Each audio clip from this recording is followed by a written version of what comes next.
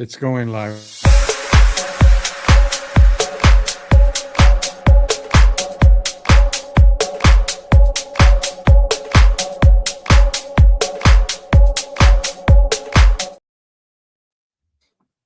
Rudy, I almost had a freaking heart attack through halftime going into the third period. Welcome, everybody, to the first ever live playoff post-game show right here on Spurs in Focus. We thank y'all for staying up late with us. This show was teetering on not happening because of how late it was. Would have killed it, Rudy? Well, would have killed it for me if this game went to overtime. If we went to overtime, forget about it. I was at Rudy, let's just wait for another game. Jeff, I gotta be at work in 3 hours. I mean, come on. I'm up for this. See, yeah, Rudy's making me feel like this tiny now because I'm not stepping up. But everybody, welcome to a live episode of Spurs in Focus post-game reaction. Your San Antonio Spurs. It was a little nerve-wracking, but they got the W, beating the Portland Trailblazers out in Portland to take the series lead 2-1, 120-108. Home court advantage is now back in San Antonio. I am your host, Jeff Garcia, longtime Spurs writer over here in San Antonio. Make sure to subscribe to Spurs in Focus on YouTube, iTunes, Spotify. You got Amazon Podcast, Pocket Cast. The list goes on and on. Go subscribe right now. Spurs in Focus should be your first and only spot for all things San Antonio Spurs. Seriously, you don't want to go to the other spots. You want to come here first. This is your first stop for everything silver and black. Gentlemen, seeing your screen, that is Mr. Rudy Campos with the Sports Answer, also known as the sexiest man in radio in San Antonio. Is that true, Rudy? Very true. I'm not going to lie. Very true. And the reason being, you can't see me on radio, so I can get away with being the most sexiest man on radio. Yeah, exactly. By the way, quick shout out to Elias. He is the prodigy. Elias, he called this game, and it went exactly how he thought it would go. And so we got to put some bets. If Sith says something, we'll put some bets down with Vegas there. So thank you all for joining us again. Make sure to follow Rudy on X at the Sports Answer. He is your guy for not just Spurs, but for all things sports. He got the NFL draft that just happened. Obviously, the NBA playoffs. The list goes on and on. He does it all. I just stick to the Spurs. This guy, he balances it all. By the way, Rudy, you like my shirt here? I'm rocking Street Fighter. The Chun-Li. So is that the one that you got at a Comic-Con that we went to? Yes, that's right. Yeah, you were there with me. Yes. I remember that. I remember. Hey, real quick, let's remind everybody here, or let's give them a heads up, man. So y'all guys out there in the chat, we appreciate everybody here. You see the poll at the very top of the chat here, or at the very top of the stream. The poll question for tonight is, do you feel confident the Spurs can win with series without Wemby? The way to vote is you go into the comments, you drop a 1 for yes, a 2 for no. Get your votes in. It's going to be up the entire show. So the question is, hey, can the Spurs win without Wemby? Do you feel confident after this game? Let's go. Yeah, exactly. I certainly do now. I certainly do. Let's dive into it. Yeah, guys, we're trying to give everybody just a little bit more time to join us here. So we'll start off with some general thoughts, and then we're going to get into some of your comments. And then Rudy and I were going to do our standout player of the game, our standout stats of the game, and what was the turning point? What turned the game to the Spurs' favor? I have some questions about players, even though the Spurs got the W. I texted Rudy about one particularly. But overall, it was a great win. Let's dive into it right now. General thoughts. My first thing is this team grew up tonight. They grew up tonight. This was a game in hostile territory. The first half was not good. They were down by double figures at one point. I really thought their inexperience was showing. You had the experienced Drew Holiday was just wrecking shop on them, getting whatever he wants in that first half, going into a little bit into the third. But before our eyes, we saw this team rally. We saw this team have composure, poise. They got everybody together. And in the second half, they, or should we say Harper, took over the game, and they left their imprint on that court there. So for me, Rudy, my first takeaway is poise. They never looked rattled. They didn't hang their heads. Even though it felt like the Blazers were destroying them by 100, if you looked at the score, it never was completely out of hand. No. At half, it was close. At the end of the third, the Spurs took the lead. It was always within striking distance, and I think that, for me, was comforting as the game went on. In other words, they just weren't getting curb stomped. I think that was good. If they got curb stomped, we probably talking about an L tonight.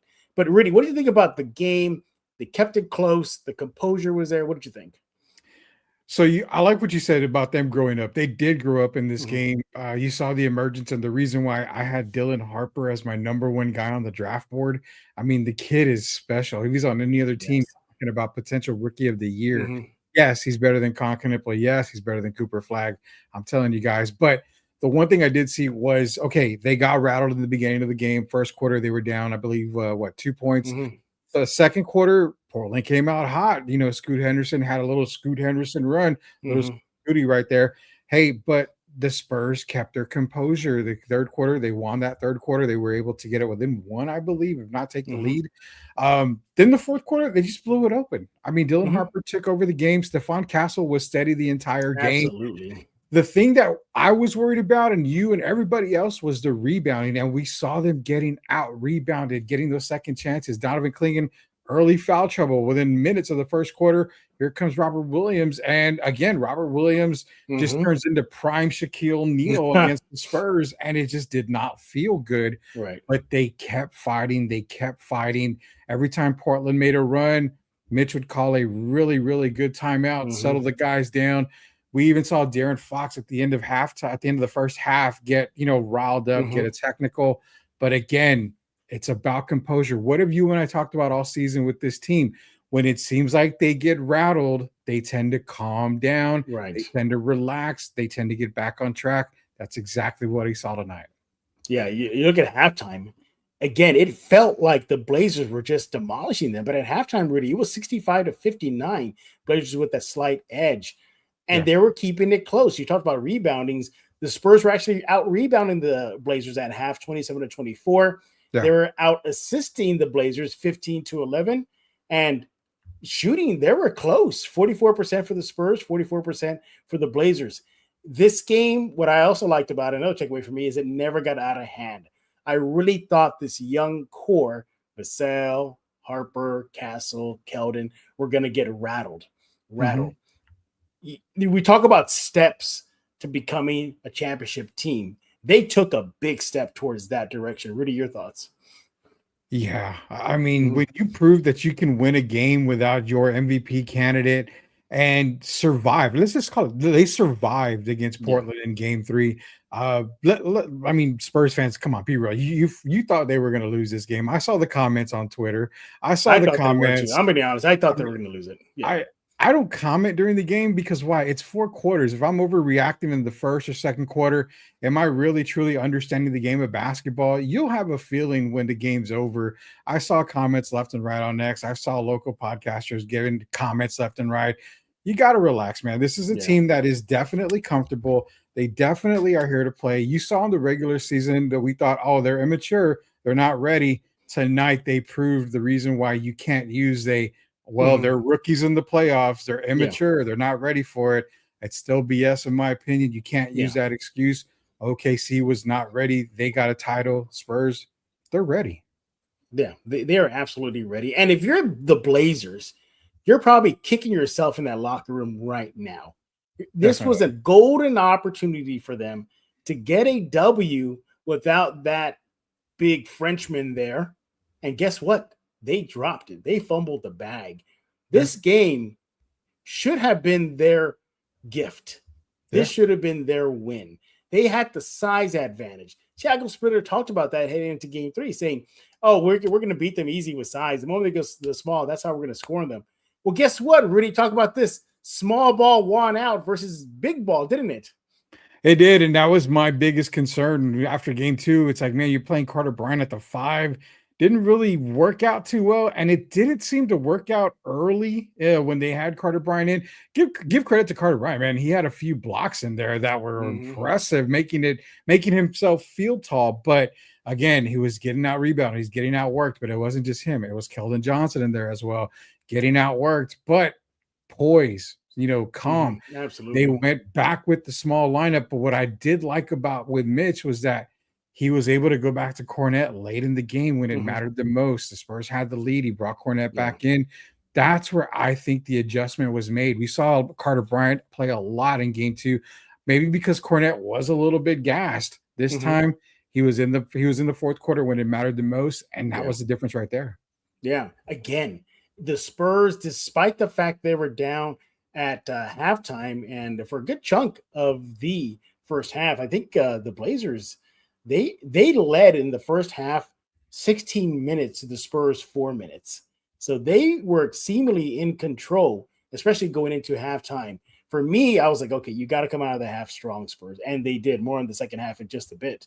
But you look at overall what was dooming the Spurs. Well, in the first half, for me, it was sloppy play. You had 9 turnovers in that first period.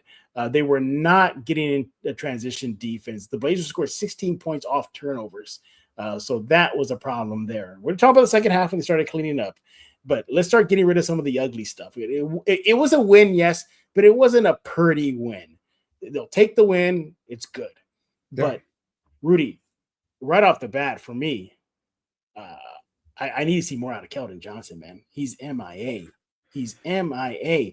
If he just gives me his season averages, maybe the Spurs aren't biting their fingernails going into the second half. Again, they took over the second half. We'll talk about that in a bit. But I got to see more out of Keldon. And, man, dare I say we should just put a fork in Harrison Barnes, man? I don't think you're going to put a fork in Harrison Barnes, man. Okay. There's really no way. But, the Keldon Johnson situation, I can understand what you're saying, but could it not be so much that Keldon is really struggling, maybe compared to maybe the matchup isn't right for Keldon Johnson? He's battling against Klingon, he's battling against Williams, and when he's not battling against those guys, Jeremy Grant's a very tough guy to defend, especially on the perimeter. So maybe the matchup isn't well for Keldon. I'm not making excuses for him, but I mean, if I'm not mistaken, he only averaged maybe like 10 points against Portland this year. So again, I mean, he's right on par to what he's been averaging against Portland this season. It could be just a matchup thing for Keldon. I mean, maybe when you get into the next series, they beat Portland, they get into the next series, maybe he matches up well against Denver or Minnesota. I don't know. I would say this. Are you really worried that he's struggling, or are you okay with it because they're getting the W's? Right. That's the question I think we got to ask. Exactly. So just look, I'm not trying to be this to like the start of Fiesta Week in San Antonio. We're just getting rained on, So I'm trying to get rid of all the ugly stuff first before we get to the great stuff that happened in the second half. So for me, I got to see more Keldon Johnson, especially in the next game in Game 4. Got to cut down those turnovers, okay? And look, I know Harper had a great game. I understand that. He's going to get his flowers in a few minutes. But, Rudy, can I be a little real with you? This Spurs team should not be relying on a rookie to save their ass. What do you think? Oh, I totally disagree with you. All right, hit me with it. Totally disagree with you. So, again, I got to remind everybody again, Dylan Harper was my number 1 prospect on the draft board. He should have gone number 1 in every draft that I would have ever done. I would have taken him number 1. Dylan Harper's not your typical rookie. You're talking about a guy who was a focal point at Rutgers, who was one of the best high school players to come out of high school. When he got to college, yes, he had some injuries in college, but still when he played, he was a massive difference maker. But what does Dylan Harper have to his advantage compared to Cooper, compared to Kahn and all these other guys is he's got a dad who's an NBA champion in Ron Harper. He has a brother who's making a name and waves for himself with Boston right now. Dylan Harper is from a basketball family. He knows the ins and outs of NBA basketball.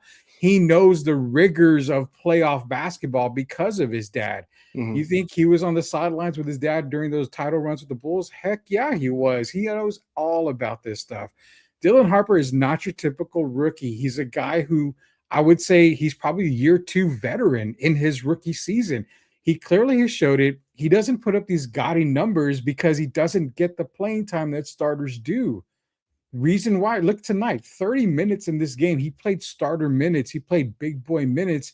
He showed what he can do in those 30 minutes. So, no, I mean, what you see with Dylan Harper, Jeff, is what you're getting. When you see him get those 18, 20 minutes a game and he's still putting up 12, 14 points, I mean, he's putting up better stats than most veterans are in these playoffs right now. Yeah. And I guess the lining around my comment right now about do you really need to rely on a rookie to save your butt, Spurs fans? It's because Another game, Rudy, and Mhm. not much of an impact by one De'Aaron Fox. Oh, here we Again, go. Here we go. again. Here we go. I know you're on the I protect De'Aaron Fox no matter No, what because no, he's no, my no, no, guy. no. I don't protect De'Aaron Fox. I do not protect him. I don't protect I him at gotta all. see more out of De'Aaron Fox, my guy. I mean, I 18 gotta see points. more. I mean, 18 point. We've said it before. De'Aaron Fox is the only reason why De'Aaron Fox is the number 2 guy in everybody's eyes is because he gets paid $60 million. He Mm-hmm. gets a max deal. But again, is De'Aaron Fox truly the number 2? A lot of people say it's Stephon Castle, unless the Spurs lose, and it's supposed to be De'Aaron Fox. But when the Spurs are winning, it's Stephon Castle, a la tonight. 33 points. Mm-hmm. He was the man.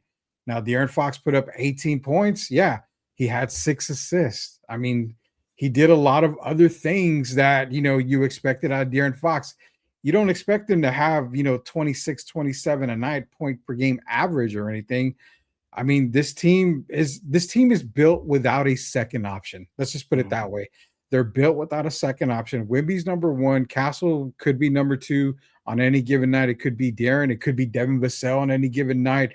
Julian Champagny can make an impact. I mean, the 3-pointers that he made tonight were critical and in key points. Mm-hmm. But the Fox hate that a lot of people give, I can understand. You pay him a lot of money, but he was going to get that contract regardless. I mean, Mm-hmm. he's a max type of player. You're going to pay him the max type of deal. So you can give him the hate. I understand. If you want to see more, how much more, again, how much more do you want to see out of him if he's getting the job done and they're getting the wins? Yes, but I need to feel confident that my co-star of the team is going to Mhm. be the co-star of the team. He was not. It was Dylan Harper that was the co-star. It was Steph Castle in the second half. You look Okay. at Fox's numbers for the game now. He needs to get to the free throw line more. He went to the free throw line 5 times. That was it. He shot 1 for 6 from the 3 line, good for 16%. Now he did connect on 60% of his shots inside the 3-point line, Mhm. but 18 points in 36 minutes. I need a little bit more out of you, guy. I need a little bit more. You are the guy. You are the co-star. Let's see that. See that. You're the one. Oh, I have a playoff series under my belt. Great. Show it. Yeah, Step up. Step up. And again, I've told you this before in for the sure. previous episode. For me, it's not about the money. It's about the label that he's been given. Mhm. And the label, he's not been living up to that. I mean, you look at some of the comments here, this guy JG, he's not the max type of player. When is he going to get the job? When is he getting the job done? Do you want to take that one on real fast? Sure. I mean, the only issue I ever have with it is they say max deal, max player, max player, max player. I mean, he's a max player like Mikal Bridges is a max player. He's doing more than Mikal Bridges is for the Knicks. Mm-hmm.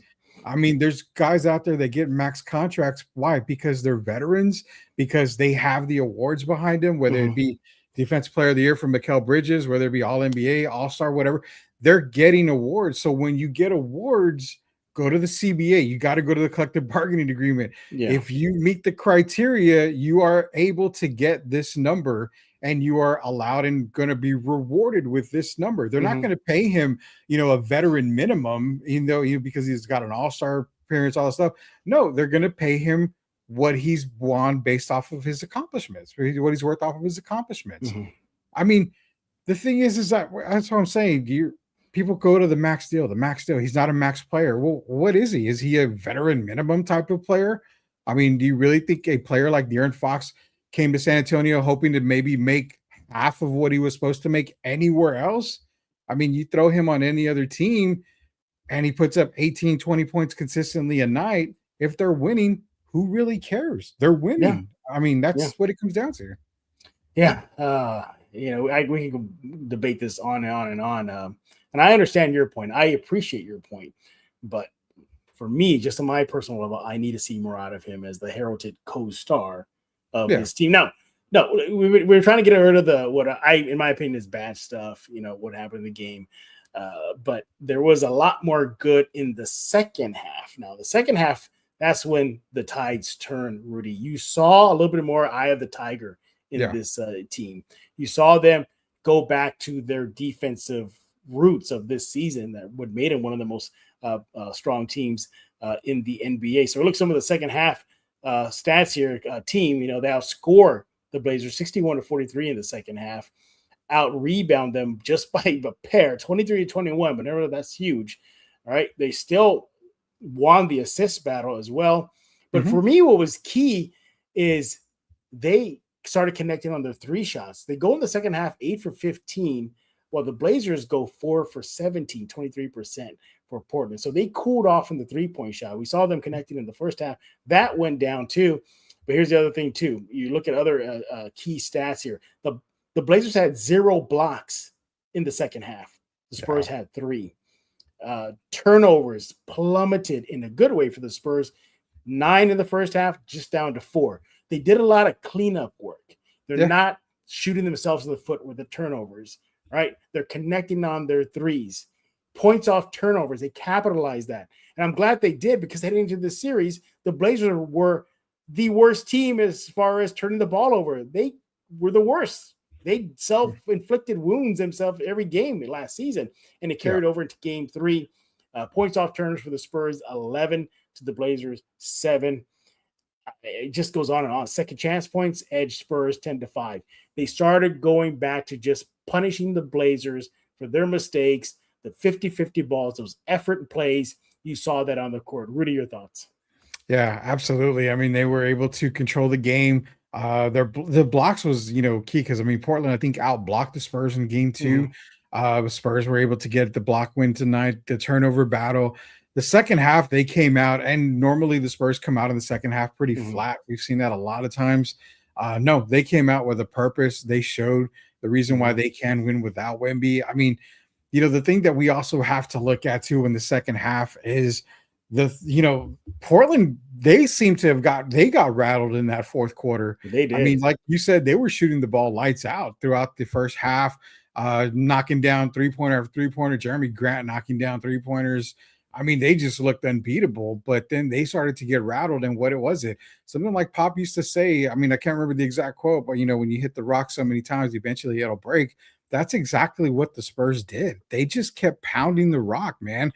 They kept making the little plays. They kept getting to the basket, drawing fouls. They had Portland in foul trouble early in some of these quarters too. So they were doing the little things right. And eventually Portland was going to crack. And that's what we saw in that fourth quarter when they ended up winning that fourth quarter. I believe it was 32-21. I mean, there's the difference right there. I mean, you can say that, hey, Portland cooled off, Spurs got hot. You can say whatever, but what I really saw in that fourth quarter, Jeff, in the second half more, was the Spurs defensive intensity just kicked up a notch. The reason why they were one of the better defensive teams. Yeah, they were one of the better defensive teams in the season. So they showed it tonight. Big props to this team, especially the guard play. All 3 guards, Castle, Harper, and Fox. Without them, this is definitely a blowout for Portland. You talk about the defensive side of things in the second half. I want to highlight the offensive side of things for a bit. The Spurs offensive rating in the second half, 129.8. The Blazers 91.5. So that tells you what the defensive impact they did on that side of the court. But offensively, they just took it up a notch. And I'm glad they did. That's what I saw this team grow up before our eyes. They took a big step as solidifying themselves as a legit title contender, not just this year, but moving on too. I mean, overall, look at a true shooting percentage. Spurs 66%, the Blazers 44%. What's interesting too is the Blazers were actually leading for the most part in the second half. They led for 12 minutes and 30 seconds. The Spurs 10 minutes. 10 minutes. They did what they needed to do to get the win. Before we get into some of the fan comments, we're going to get to that in a bit, guys. We're not going to leave you guys out. Yeah. I mean, we're ignoring the young elephant in the room, and that is Dylan Harper in the second half. Took over the game, was the only viable punch off the bench. The bench, for the most part, Rudy, for the Spurs was non-existent. You got nothing from Barnes practically. You got a little something from Keldon. Carter gave you some work too. No, I'm not going to ignore Carter. But my goodness, I mean, the bench play was pretty much Harper. You look at Harper in that second half, Rudy, you're right. He did not look like a rookie at all. Mm-hmm. Harper, 22 points in the second half, 6 rebounds, 2 assists. Get this. He was a plus 24 for the Spurs in that second half, and he did all that in 18 minutes. I mean, I think all Spurs fans should be playing the Whitney Houston song right now, I Will Always Love You, because that's what the Spurs should be singing to Dylan Harper right now for his heroics. Your thoughts on the rookie? Yeah, man. I mean, again, he's a rookie, but he's not a rookie. I mean, he's been proving it all single season. Yeah. Now in the playoffs when you needed him the most, you saw the bench struggles. I mean, the bench struggles have been huge for San Antonio in this playoffs. Keller Johnson, 6th man of the year. I mean, Harrison Barnes, we figured maybe put up a little bit of offense. Yeah, Carter Bryant's playing some superb defense, but it's Dylan Harper, man, and it's the way he plays, the way he gets to the basket. Absolutely, he's very crafty. He kind of reminds you of another lefty that used to be a Spur, another 6th man of the year, and Manu Ginobili. I mean, he's very crafty with the ball. I think Dwayne Wade said it tonight. It's something about those left-handed players that just makes them super tough to guard. And what's scary, Jeff, is he's a rookie having a game like this. If this is just this jumping off point for him, I mean, can you imagine the types of games he's going to have when it counts the most against a Denver, against the Minnesota? I mean, this is Rudy's already calling them going to the second round already. I mean, he already is. I think everybody, including people in Portland, know that they weren't going to win the series, man. But I think the biggest thing is it's a confidence builder. I mean, he didn't need any more confidence. He had all the confidence in the world, but big game like this, it just took him to a whole nother level. I guarantee you, Dad, Ron Harper is sitting back with one of his favorite cigars, just with a big smile, because both of his sons' teams came out with huge wins today.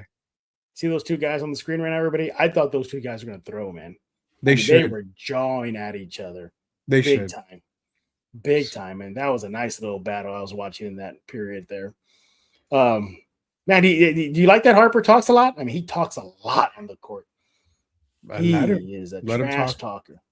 I mean, I'm not against trash talking. I'm fine with it, especially at the NBA level. I mean, you get paid that kind of money. You want to talk trash, talk trash. Me, I'm at the high school level. I don't like it at the high school level. This ain't high school ball, man. So let him talk all he wants. And the good thing is that when he started talking and when he started balling, where was Scoot? Not anywhere to be found. MIA. Yeah, I mean, Dylan Harper, again, what more can you say about the young man? I mean, just like I said, saved the Spurs' butt. He saved the Spurs' butt when the game was on the line. They needed some sort of spark, some sort of juice to get this team going, and he was it. I'm still just baffled. I mean, in a good way, the plus 24, a plus freaking 24 from a rookie in the second half in a game 3 NBA playoffs. I mean, what more can you say? He also shot 78% from the field, everybody. And if that's even better, how about this? He took 3 3-point attempts. He made all 3 of them. Yeah. Clutch. Just clutch when you needed it. He even threw in 5 defensive rebounds and 1 offensive rebound. So the kid did it all. Oh, man. I mean, good win for the San Antonio Spurs. Again, regained that home court advantage. The series is now in their control now. One other thing, again, we're going to get to you guys' comments. You guys are next. I promise you guys are coming up next. But I want to highlight this too, and also thought it was really, really good. It's not getting enough love right now. I think they made Denny MIA in this game. He was just trying to foul bait. Was I seeing that? He was trying to get that fouls going. Yeah. He was a non-factor. That's an all-star right there, who was a non-factor for the Blazers in game 3. It was Holiday, Williams, I guess Kamara in the first half with his defense. But Scoot Henderson, he was hot in the beginning, but then, like we said, fourth quarter, he just was MIA in the fourth. But the job they did on Denny, I thought it was really, really good. Even chipped his tooth. Good job there, De'Aaron Fox. Yeah, that was I could have swore Denny had a chipped tooth the entire his entire playing career, but I guess not. I guess he did. The one thing too with Fox and the struggles, I mean, let's not forget Drew Holiday is one of the better defenders in the NBA, and it's something that we highlighted before the series started when you and I talked, even with shout out to James Espinosa, we had him on too as well. We mentioned that this guard plays for Portland, there are big time defenders. Mhm. So I mean, we kind of expected a struggle from a couple of the guards. We knew that one of the guards is going to be hot at least in every game. Stephon Castle, I mean, we're not even giving him love, and he was 33 points tonight. So I mean, both Harper and Fox were really on par tonight. Drew Holiday was just a menace, especially on Mhm. De'Aaron Fox. So, I mean, again, I'm not giving passes to anybody. I would love to see more out of a lot of people, but the Blazers are scrappy. They're a really good defensive team. You Yeah. can't take anything away from them. This is a great moral victory for San Right. Antonio. You know what? I want to go back to Denny real fast because again, the whole game, Rudy, I was saying, okay, he's gonna get cooking at one point. I know there's no way, he's gonna go out like this. And the game one, well, for the Blazers side, their first game in the playoffs at Yeah. home. I said, okay, Denny's gotta cook. Every quarter, I was like, okay, this is it. He's gonna erupt. He's gonna erupt. And he practically did it. 19 points for the game. Okay. 6 rebounds, 9 assists, but he only did that in 36 minutes. He was a freaking minus 16 for the Blazers. I think the Mhm. Spurs did a superb job in controlling him, defending him, crowding him, not giving into those foul baits that he was trying to get into the lane. He Yeah. was really trying to get something going in that lane every time. And again, for him too, another game that he's probably kicking himself in the butt right now, thinking, I had no Wemby there to try to disrupt the one thing I'm good at is getting into the paint and finishing and drawing fouls. Mhm. Again, a missed opportunity for Danny just on an individual level for him too. So yeah, I think the Spurs did a superb job on Denny as well.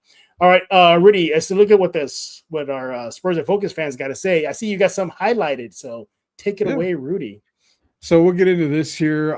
JG says when our franchise players misses a game, the expectation is that our max contract veteran will step up and pull out Thank you, games in the JG. playoffs. Fox was a JG. no-show. Thank you, Again, JG. I'm not, I'm not arguing the fact that he's not a no-show, but I mean, do you really expect 24, 25 points a game? Yes, yes, You really do.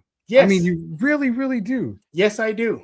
My God, I don't understand that. I really don't. I mean, for me, it's all about the money. Why do we make a But player expect so much for money?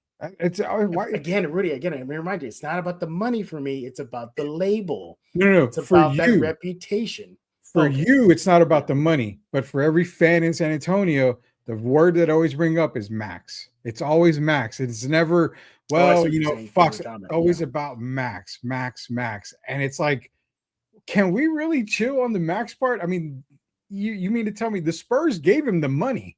If he got the money from the Spurs, so do you think he's going to turn down that kind of money if it's offered to him? Right. You would turn down that money if it's offered to you? I think not. There's no way anybody would, man. So yeah, that's my problem with the whole thing. It always comes up with the max. Sam Salinas, it could be a matchup for KJ, but he seems rattled out there. He needs to calm down and just play his game. That got him six man of the year. I'm gonna let you take this one because again, I did say that a little while ago. Yeah. It's not so much KJ might be struggling; it just could be a matchup for him, Jeff. I didn't think of it in that lens. I just kind of was just been like, well, you've been cooking for the whole regular season, KJ. It's playoffs, your first playoffs, and so far you're laying an egg. Now in game 2 for Keldon Johnson, and also 2, he is the reigning 6th man of the year now, the newly minted Mhm. one, and so far he has not been living up to that. It was Harper, but I'll zip it right there. Keldon Johnson, 5 points, 5 rebounds, 3 assists in 20 minutes of play off the bench. He goes 1 for 7 from the field for 14% shooting. Mhm. Goes to free throw line twice. I didn't really think about that. Is it a matchup issue for him? Because you saw him at one point. I think it was Klingon. He drove to the lane and was just Mhm. trying to circle him, and he just missed a shot. I think the Blazers are cutting off what he does best, which is being that bully, because they got bigs down there. They got Klingon, they got Williams, they Yeah. got Grant, and so they got guys that can kind of hold him there. But I still got to see more out of him, man. I really, really, really do. I think again, if he just does his averages from the season, the Spurs should be 3-0 at minimum right now. And I'm ignoring Fox right now. I'm just saying if Keldon just was being Keldon right now. But matchup, it could be an issue for him. But He doesn't seem like he's playing the way he did in the regular season. yeah, I Like don't know if it's the bright lights too or something, but I mean, the reason why I say that is it feels like he's trying too hard. Like he gets to the basket and he's a little bit more reckless getting to the basket. Right. And that reminds me of old Keldon when he used to get to the basket. He was quick with it. He didn't take his time. He was trying to force shots up at the rim. And it was kind of like, I don't know, Keldon, but it seems like he went back to that instead of letting the game come to him, making the play, making the right move, get to the basket, just kind of get a little bit of poise, a little bit of ease to the basket. That's kind of what I'm looking at here on that. But a couple more comments, and this kind of goes hand in hand. Jacob is saying, sit Wemby for game 3 if he is a go. I think he meant game 4. That's a great topic because you just won without him. Do you really want to rush him back after a concussion? He seemed to. Now, rumor has it that he was a little upset that he was going to be out for tonight's game. But do you, Jeff Garcia, do you feel sitting him in game 4 is the right thing? Or would you play him? That's a good question. Hoping nothing happens in that game. I'm playing him. Why? Because I want to let Portland know this Spurs team ain't messing around. And let's put them out of their misery and bring in the guy that just erupted for 35 points on them in that opening game. And again, he was on pace to having another solid game. It was 11 minutes he had before he had the concussion. He was ready. He had dropped 5 points, 6 rebounds. He had 2 or 3 assists. So he was on track for doing some damage. But I say, why not? Put the guy out there. Let him and the rest of the crew just cook this Blazers team. Series over. They come back to San Antonio in game 5 up 3-1. It's done.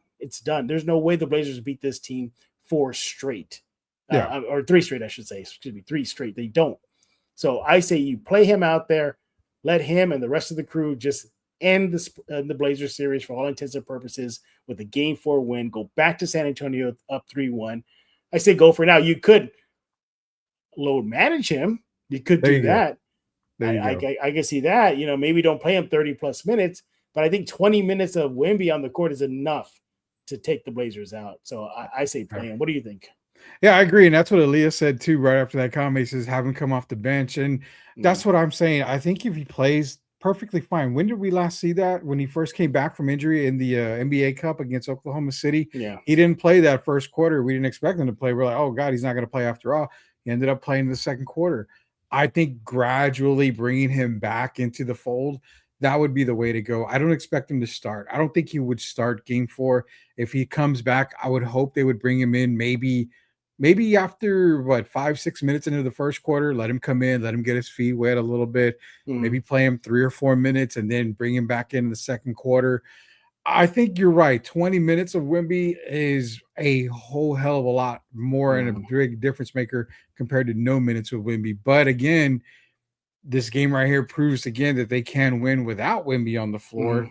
It took a little while longer. It scared a lot of Spurs fans, but sure enough, kind of what Luke Cornett said at the in the press conference before the game. He said, we've been successful when he's been off the court, and we're looking to continue it here tonight. And they did. I mean, I would say maybe bring him off the bench. That was my next question. Do you think maybe bringing him off the bench would be the better idea? Sure, why not? I take any amount of Wemby on the court. I just want this series to be done. I want the series to be done because you got a team on the other side of the bracket that's handling Denver right now, and it's Minnesota. And if this series goes out longer and in Minnesota take care of business, they could be resting and making their, let's get our travel out of the way. Let's go to San Antonio and get rested while they're dealing with the Blazers in a game 6. I'm making this up, out in Portland. Yeah. So hopefully that doesn't happen. What else we got? Other comments here? We got a couple more. They asked if Wemby will be on a minutes restrictions, and then we don't know yet. Stevie said, you don't play with a playoff team, and that's kind of goes back to the Wemby thing.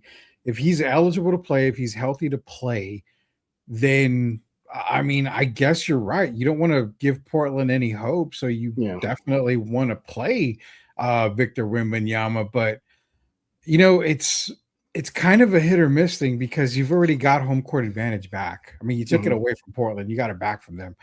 So, how important is Game 4 for you when it comes to San Antonio? Is it a must Mm. win? Is it a Ooh, must that's a good win, question. or is Yeah, I it? think it's a must win. So you think Yeah. it's a must win? Okay, Yes. okay. I think I it's a must can win. I can get around that. I can Yeah. understand that it'd be a must win. Um, Because then if they lose, then the series gets well, extended. You have the possibility, yeah, like I said, Minnesota finishing off Denver if things go that direction, and yeah. then you just put a little bit more wear and tear on this team. And yeah. By the way, real quick, kudos to Mitch Johnson.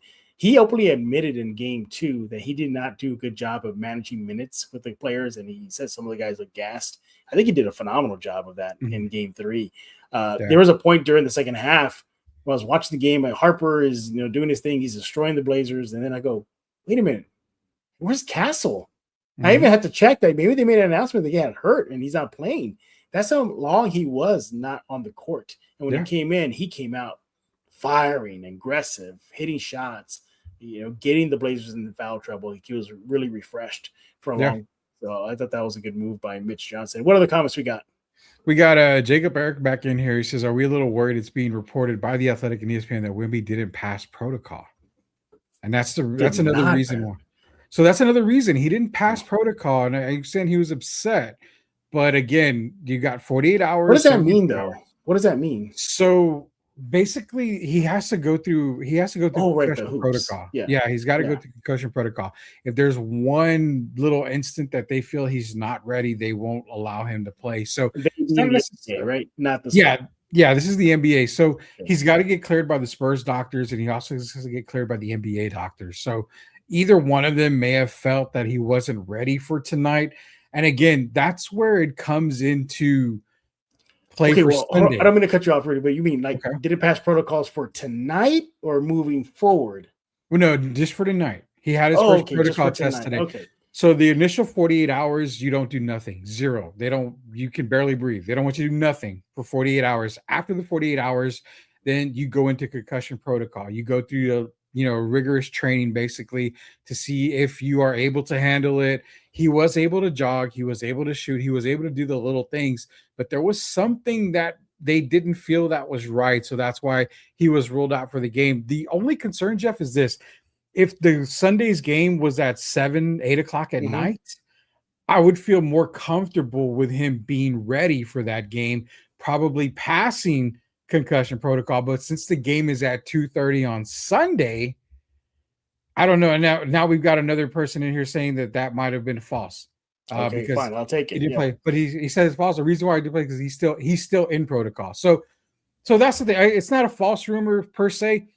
He went through concussion protocol. He didn't pass it. He's still in protocol. If he's still in protocol, it's because he still has the symptoms. He still has stuff Mm-hmm. that they're looking at. So again, there wasn't really a false rumor. It's just he's still in concussion protocol. There's something that didn't feel right. They're going to keep him there. But going back to my initial question to you was this: is because the game is early on Sunday, Mm-hmm. that's less time for him to be ready for the game. That's Mm. why I feel maybe he may not be ready that day. I don't know. That's why I wish it was a Well, late game. the Spurs are going to spur, and we know what they're going to do if they're going to go that. Well, no. Well, Mitch has been really adamant, repeating Mhm. it over. We're Yeah. following the protocols. We're following the protocols. So it's out of their hands practically, right? Because the NBA is taking over that, right? Well, Yeah, both, yeah, Spurs and NBA. And if the Spurs say, "Hey, thumbs up, you're good to go," and the NBA says, "Well, no, we see something else here," he's going to have to sit out. Ultimately, he's got to get the green light from both there. And yeah. also, Silver Wolf is back in here. I'm sure we all knew third game was not going to be a go. Yeah, I mean, I think we all you, knew. Yeah. yeah, you and I basically said that. You got a quick shout out from JG. Thank you guys for the instant reaction. I love the coverage. No, Appreciate appreciate that. that. It told you it was going to be a hit by going live, Jeff. You got to listen to me. You got to You're listen to not me. the only person to tell me something like this. You know how I've had you, somebody else, a former mutual friend of ours, Mhm. tell me like, when are you ready to go live? I'm like, I don't have time. Yeah. This is fun. This is fun. What other comments we have? We don't want to leave you Spurs and Focus fans out of the No. conversation. You're a big part of this. So what do we got? Silver Wolf comes back, says, with this win, you don't even need Wemby on Sunday. Spurs can get another one without him. This was a gut punch for the Blazers. I agree Yes, I 100%. agree. Yes, this is the game where they're going to be kicking themselves for whenever the season ends. This was it for them. Yeah, he says, I don't think CV says, I don't think Wemby traveled not to play one of these games. Well, good question, because again, you and I talked about the travel. When you're in concussion protocol, they don't like you flying, to stay up. They almost say you have to go a couple of days within a week, maybe before you fly. But it's a good call here. I get it. He goes, he travels, you expect him to play, but there's also a thing called moral support. There's also, having him on the bench for support. So I expected him to travel with the team. And if he doesn't I thought play, that was a little deal. surprising to begin with. I thought him traveling, period. I thought, whoa, okay. Did you not expect him to travel? No, I didn't expect him to travel. I thought he was going to stay in San Antonio. Wow. I really did. Okay. Because that fall was nasty. It was nasty. Oh, yeah. And I thought, I mean, there's no way. After that fall, and then you saw his body kind of wobbling, and he had to do like a double, he's kind of got himself up. He kind of supported himself, then he threw his arm back down. His eyes closed. That was the crazy part. Yeah, it was bad. But when I saw, when the report came out that he was traveling, Mitch Johnson pretty much said it. Yeah. I was like, oh, okay, this is good news. Maybe the protocols, he hurdled all of them, and apparently not. Yeah, no, I mean, I'm glad he traveled with the team. Yeah. I think it's a mind game, Jeff. I mean, you're seeing your teammate who went down with that kind of injury, and you see him on the bench. He looks fine. He's supporting you. It's kind of a good thing for them. The Spurs didn't call you to Mr. Miyagi him, No, well, I can't lie. I have an extra bedroom. I went ahead and bought 300 candles. And I lit them all. With that Wemby label on him, I superimposed on Jesus Christ. I did, and what's funny is I got the package today. I sent a case of 7-Up to the Spurs. Was Vicks also a part of that package? It was 7-Up. It was Vicks. It was everything. I had the egg, and I started rubbing the egg on everything. I mean, everything in my Mexican body that worked when I was sick or I had problems, I tried to do for Wemby, man. One of the old wives' tales that always would get under my skin is when my mom would say, like, you just got out of the shower, don't go outside, you're gonna catch a cold. I'm like, that's not even possible. Is that possible? You go swimming, you get out of the water, you don't get sick. But anyway, it's this is off-season talk for Spurs in Focus, wives' tale. We got a couple other comments here. We got a familiar name here, Gio Gimbarda. Game 5, it is a wrap. So it's a wrap. You think it's a wrap? You think it's so? I think it is. I think this broke the back of the Blazers. Yeah. I mean, I said Spurs in 5. I figured the win that Portland would get. I thought they were going to get the win Sunday, Portland. I mean, that's an early game, but now I think it's pretty much San Antonio gets the win Sunday, and then they just close it out. I mean, that's pretty much what I'm looking at. And when they play game 2, the next game in Portland, I don't want to see a close game. I need to see total annihilation. I got to see that. I got to just put this Blazers team to rest already. Put them to rest. Playoffs. It's the playoffs, man. I mean, if this was against Phoenix, I would expect them to really beat them handily. It's the playoffs. I don't think Portland's going to roll over. I think if the Spurs win, it's going to be similar to tonight. It's going to be a struggle in the beginning, maybe pull away a little bit. Portland's going to fight back. And then at the very end, whichever team is not gassed, they're going to come out with the win, probably a double-digit win. So yeah. Any other fan comments before we take a little short break in a bit? Yeah, man. So Jacob had, I know we got the win, but should Mitch throw a big in there more? Something we've discussed. No Mason Plumlee, no Kelly Olynyk. You texted me that during the game. I did text you. I'm like, I'm surprised Mitch has not thrown one of these guys in there. And I get it. Carter Bryant's playing, really good defensively. But again, I think a big on big would make a lot more sense, even if it's just a foul. Donovan Clingan's not exactly the greatest free throw shooter in the world. So just get out there, beat him up a little bit, man. That's all you got to do is beat him up. And then Denny would be a little bit more apprehensive to get to the basket. Right now, it's a clear cut to the basket, especially when Carter Bryant's out there. It really is. Hey, we're not done with your fan comments right here on the live episode of Spurs in Focus. When we get back, we're going to obviously mention some of you guys. What are y'all talking about? We're going to get into our, the standout stats, the standout player. Gee, I wonder who that could be. Turning point of the game. And then since they play on Sunday, might as well just look at the next game and talk game adjustments. That's coming up next right here on this live episode of Spurs in Focus. Don't forget to subscribe on YouTube, iTunes, Spotify. You got YouTube Music, Amazon Podcasts. The list goes on and on. Don't forget about the Substack, Spurs in Focus Substacks. Y'all heard the rumor that guy on your screen, Mr. Moneybags, he's paying for everybody's subscription. So you hit subscribe, the bill goes automatically to him. So go over there right now, Spurs in Focus Substack. Just Google that, charge it to Mr. Campos's account, and he'll gladly pick up the bill for you. So we got a lot more to talk about on this live episode of Spurs in Focus coming up next.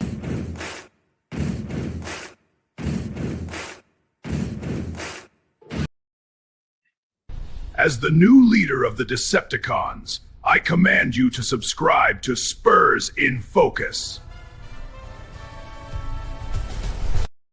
You love that one, don't you? I love that. I'm a Soundwave guy, but I'm also a Starscream guy. I love that. I asked this the other day on Spurs in Focus. If you're Megatron and you know this guy is backstabbing you, plotting against you, talking trash about you behind your back, blow him away. Getting an army. If y'all don't know, Starscream literally gathered an army. They're called the Combaticons, and he drew war against his leader. Are you letting him get slide all this time, or are you saying, at one time you're done? Yeah, I mean, like I said, Megatron's one of the most villainous villains out there. I'm surprised he didn't blast Starscream's head off at the first chance he got. Yeah, he did. Oh, but Galvatron, aka Megatron, definitely took care of that in the movie. Welcome to a live episode of Spurs in Focus right here on YouTube, iTunes, Spotify. What else you got? YouTube Music.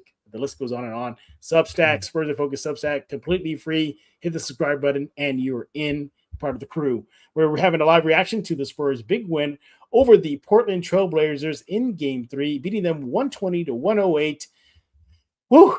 It was scary for at least good 2 periods, but the Spurs handled business thanks to Dylan Harper and the rest of the crew in the second half. Good stuff. All right, a couple more comments, Rudy, before we get into our stats of the night, all that good stuff.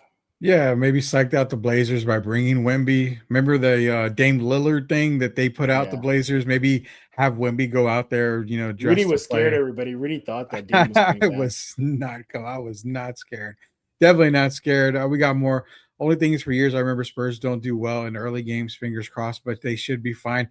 Golly, Jeff, haven't I been telling you that? The Sunday games in the afternoon, they always seem to lose those games, man. So I'm glad I'm not the only one out there. CV St. Kelly is the only big that I trust. And again, I'm with you. I'm with you, CV. Yeah, I mean, I would love to see Kelly out there. And then last comment for right now, so we can move on here. This is a great show, guys. Silverwolf Freight, Brokerage, appreciate you. And yeah, we hope to do this a lot more with Jeff here. Silver Wolf, you get that from the One Punch Man anime? There's a no, that's Silver Fang. That's Silver Fang. That's Silver Fang. Right, you're right, exactly. Sorry about that. All right, let's go ahead and get into some individual things that we're looking at. Rudy, what do you want to start off? Your standout stat or standout player or turning point? Let's do turning point. I like to do turning point. All right, let's check it out.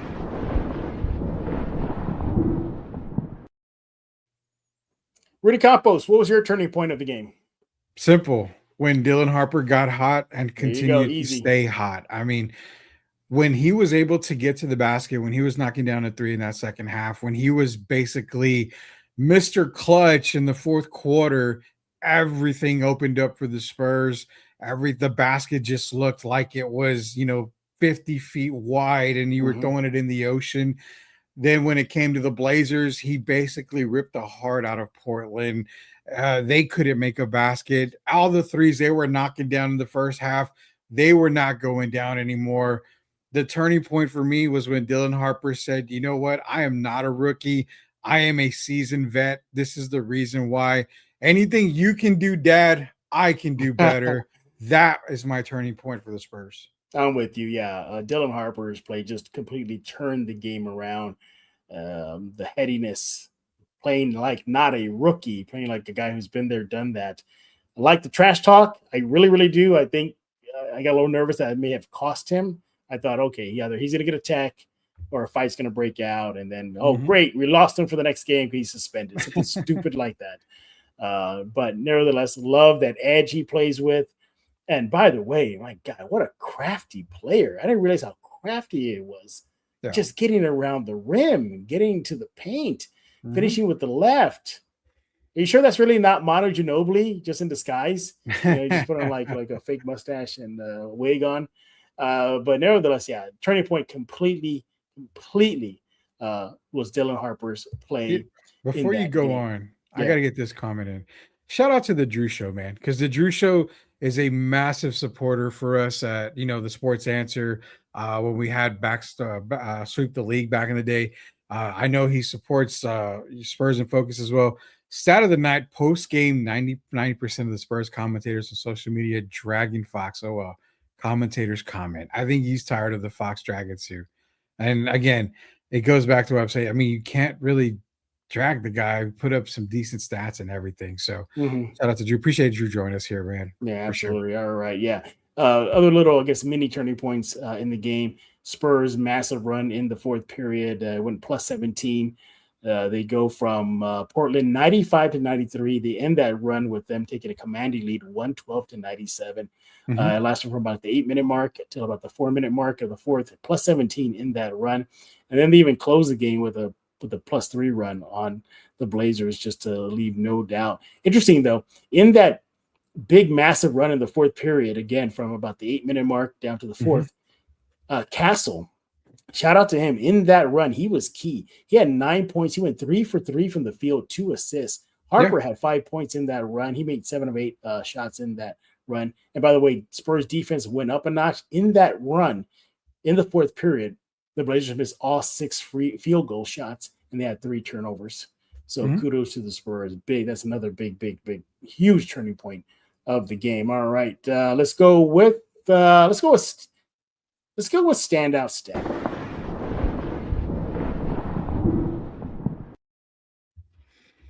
So I kind of gave out my standout stat already. Was that big run in the fourth period?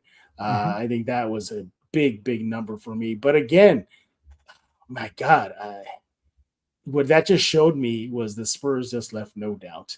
Yeah. They just took care of business. They beat a team they should beat. They reminded them who they are.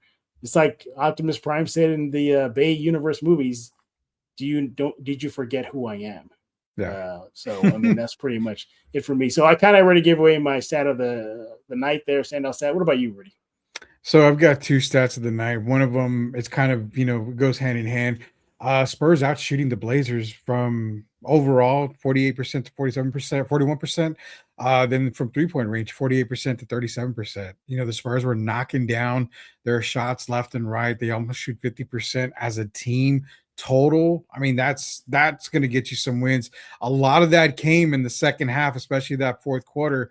They were just, melting the net off of that rim. So that was one stat that I have. The other one, it's kind of surprising. They lost in the stats category, but they actually won in my heart. 42-44 in the paint, points in the paint.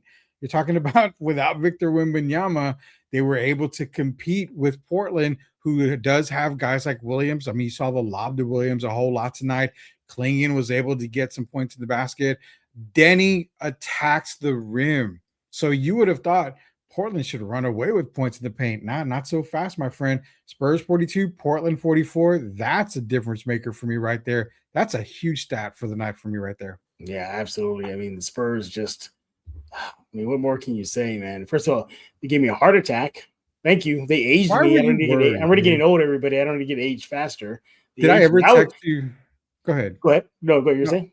I said, did I ever text you or message you saying that I was worried about the Spurs? I mean, why do you worry? Don't worry, man. It was just because when I saw no mojo, no nothing, no juice, nothing out of them. The Blazers just came out and just punched them. I said, my God, they're playing in hostile territory. They just took a punch in the face. Yeah. It didn't look, at least seemingly didn't look like they were going to recover. But boy, Did they? Boy, did they. You got a comment there. Who do you got? Yeah, Jacob Barrett says not on the stat board, but the word hustle. I mean, they out hustled Portland tonight. Yeah, I can definitely and say it that. was literally a tale of two halves in that department. Blazers out hustled the Spurs in the first half, but when it counted in the second half, the Spurs did the job there. Yeah, I mean, do we really need to ask who's our standout player? Absolutely, you got to ask that. Way to go, Kelly Olynyk, holding down the bench, waving the towel, rallying the guys off that bench. Standout player for me. All kidding aside, I know I love you, Kelly, but nevertheless, I mean, Dylan Harper. What more can you say, Rudy? Can't say I can't say anymore, man. I mean, we've been talking about Dylan Harper's magnificent performance tonight: 27 points, 10 rebounds, a double-double on the night. Just taking over the fourth quarter like a seasoned veteran, and he's a rookie. This should only get Spurs fans even more excited for this guy. Blessed to get Dylan Harper in a Spurs uniform, the best player in the draft. Can't say enough about him at all.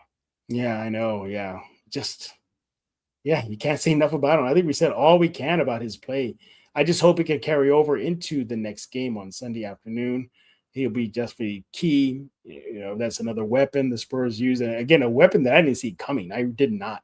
I didn't see this type of performance from the rookie. I thought, yes, we're going to get that electric play.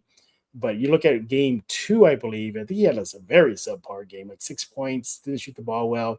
Yeah. But yeah, man, he really came alive when the Spurs needed a standout player for me. Rudy, before we put a bow on the show, we're hitting an hour here. Any other comments you want to highlight? Because these guys in the comment section, they drive the show. Yeah, we can get to a couple more. I did want to give you my standout player. Wasn't Dylan Harper. It was actually Stephon Castle with 33 points. Really interesting. Okay. Stephon Castle. He set the bar really high in the first quarter, first half of the game. He kept the Spurs close.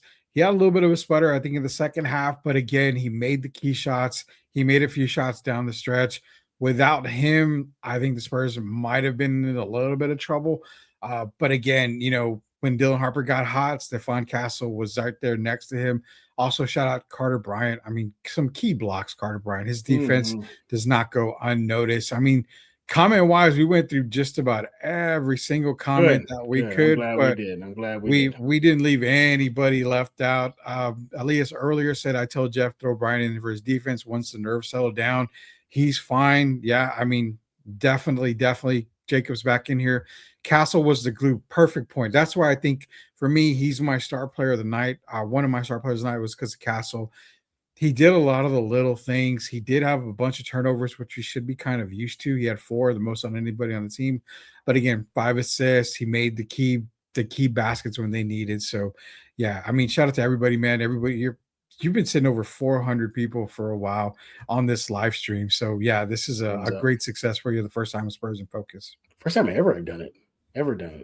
Yeah, ever. I've never seen you go live on your own. Well, yeah, I never. Yeah. Well, you're excited. I am excited. Second of all, I really needed Rudy's help because he's the veteran in live show area. I don't, and I was texting Rudy today or yesterday, I guess technically now, 1:30 in the morning in San Antonio. I said, Rudy, I don't have to lean on you for this stuff because that's what you do. You do live shows. So he said, yeah, I got you. By the way, real quick, just to give him more love, Carter Bryant for the night, 3.6 rebounds, 4 assists. But get this, a plus freaking 17, plus 17 on the court for the Spurs in 22 minutes, 3 blocks as well. And get this, 0 turnovers. He didn't have a single turnover in the game. You know, he picked up 4 fouls, but that's just the aggressive play that he does in the defense. I understand he's a rookie too. He's probably not going to get kind whistles from the refs, but no. 4 offensive rebounds too, Rudy, from young Carter Bryant as well.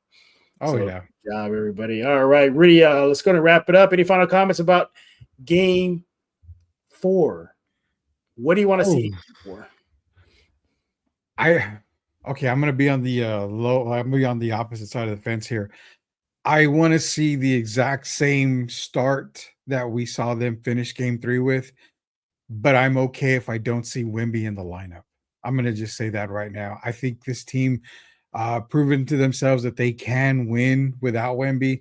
If he does play, it's icing on the cake. If he doesn't, it's going to be another battle. but the confidence that we saw them get in the third quarter, and especially the fourth quarter, should carry into game 4. You've already punched Portland in the mouth. You punched them in the gut in that fourth quarter. You're basically just got to lean on them, and they'll be done. They'll be down for the count. That's my thing. Just start the game the way you ended the game. Don't lose momentum. Don't get complacent. Don't give a playoff team any opportunity to get any type of hope. Yeah. My biggest adjustment, just play Wemby. If he's good to go and the protocols are good, play him, handle business. Other adjustments I would like to see, I think I can't even give it away already. I got to see more bench production. Yeah. Didn't really see much of it outside of Harper. But you just held him going. That'll be great. That for me, I love to see a little bit more bench production, as well as don't let – I can't believe I'm saying – try to contain a Holiday is – No.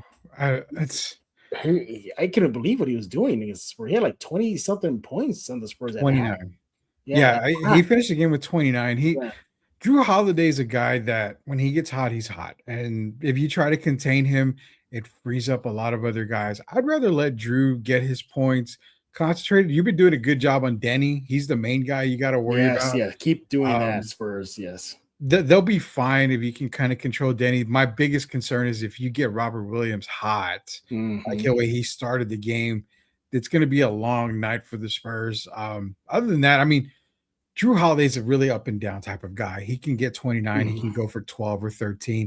The one thing you got to worry is his defense. I mean, you saw him take the ball away from Carter Bryant and, a couple of other guys. And it's like, well, good God, but that's Drew Holiday. So I like what you're saying. I mean, I like what you said there on the game 4 for Portland, San Antonio. There's a lot of keys that we can go into. Yeah, there's a lot of keys. Yeah. So just maintain that mojo. Come out swinging. Don't let the Blazers swing as they did in game 3 and put a scare in a lot of the Spurs fan base, except for Rudy, apparently. Rudy wasn't scared. Spurs were down double figures and Rudy was calm and cool. I was as calm and relaxed as the Crown Royal chocolate that I had. So yeah. Is that the key? You're really just getting Crown Royal chocolate and you're good. You just got to be smooth right, with it, Jack. Really smooth Campos over here. And what else? Getting a little bit more bench production. That's one of my keys. And of course, if Wemby is a go, play him to end this series. Let him just dominate as we saw in game 1, starting to dominate in those 11 minutes before he got hurt. He is definitely an answer that the Blazers just can't answer. They just cannot meet that. They don't have anybody that can contend with them. And who does? Maybe Denver, but Denver's not looking good right now with Joker. But I will say this. Let me answer this question. We have a comment from X here. It says, will we see the Wolves in the second round? Derek Gerben and I talked about it on the Sports Answer Friday Drive. I'm going to reiterate it.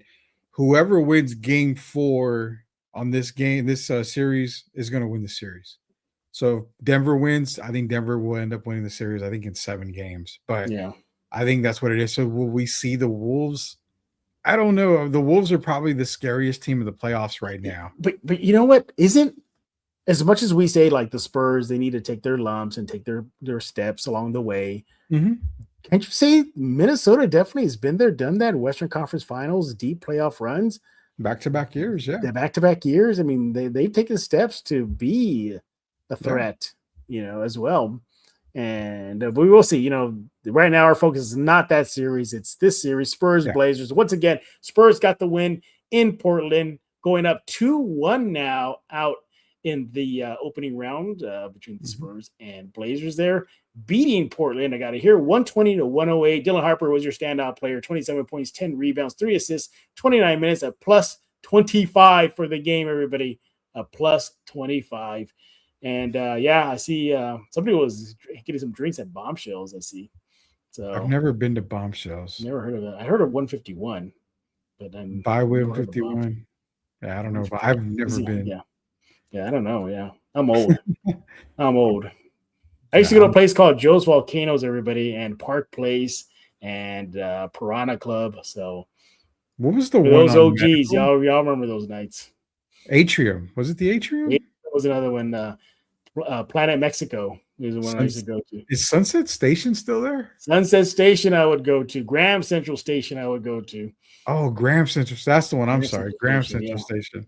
Yeah. Sunset Station was across the street from the Alamo Dome, if I'm not mistaken. Yes, it was. Yes. Okay. Yeah. Good memory there. Yeah. But bombshells, no, I don't know. All right, guys.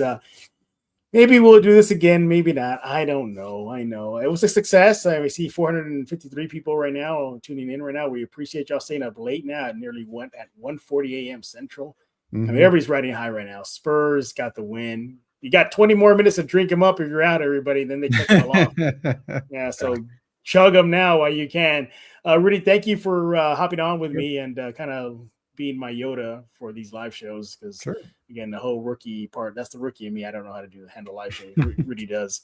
Rudy was even just giving me a crash course before he went live. He kept on telling me over and over, everybody, are you ready? Are you ready? Are you ready? Because I want to press it. And then apparently I thought he pressed it and I started talking. Then Rudy had to say, no, Jeff, we haven't gone live yet. So yeah, rookie mistake here. But we appreciate y'all. Once again, thank you to Rudy Campos for kind of managing all this. Thank you for everybody for joining us here on this live episode of Spurs in Focus. Once again, subscribe on YouTube, iTunes, Spotify, Amazon Podcasts, Pocket Cast. The list goes on and on. Subscribe to the Spurs in Focus Substack. It is completely free. Just type in Spurs in Focus Substack on Google. Takes you right there to it. And you see a subscribe button. Click on that. The bill goes to Rudy. He's paying for the first. How many going to pay for tonight? How many? You've already billed me for a couple of hundred, so I'll do the first 100 people to do it tonight. Yeah. Click subscribe. The bill goes to him. You're one of the first 100 people to subscribe over at Spurs in Focus on Substack. Rudy, it's been a great night, great morning with you. Get some sleep. Spurs up 2-1 in their series, hoping to put a chokehold on this series this Sunday afternoon. So for Mr. Rudy Campos, I am Jeff Garcia. Now you're in focus with Spurs in Focus.